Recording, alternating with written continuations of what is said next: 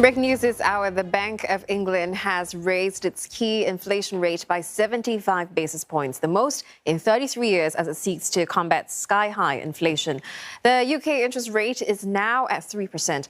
Now, the move mirrors hawkish stance by central banks worldwide as economies battle the highest prices in decades. A British annual inflation is above 10%, the highest in 40 years.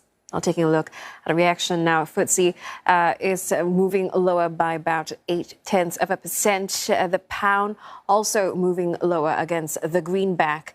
And for more, Ollie Barrett joins us live from London. Ollie, now, is this enough to bring down inflation that is expected to stay above 10% until at least, say, next year?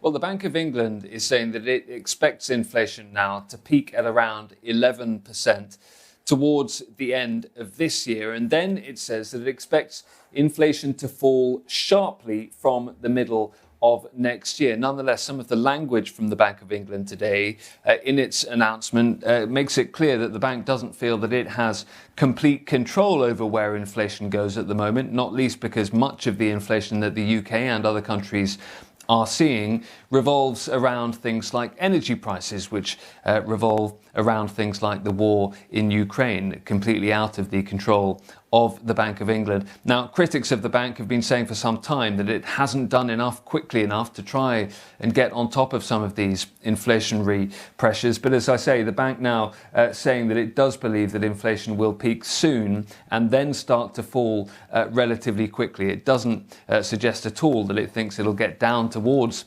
right towards its target anytime soon, though that clearly is some way off given all of the inflationary pressures in this economy and the global economy.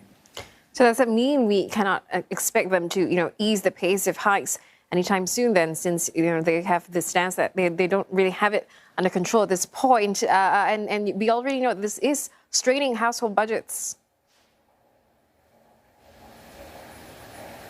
Yeah, I mean, the other side of the equation, of course, is that the bank knows that pushing up interest rates very rapidly is going to hit household budgets and therefore is likely to contribute to a recession. The other interesting part of the bank's announcements today is that the bank says that it now believes that the UK is probably already in a recession and is going to experience potentially the longest recession in many, many years, running as long as 2 years, particularly if interest rates continue on their current trend. But on that note, the bank is signalling today, it appears, that it believes that actually UK interest rates may not end up peaking as high as markets have been recently pricing in, so over 5%. The bank seems to be suggesting today that it expects interest rates to stay a little bit lower than that, and that might be one of the reasons why the pound has been coming under some pressure against the US dollar. So an incredibly complicated picture for the Bank of England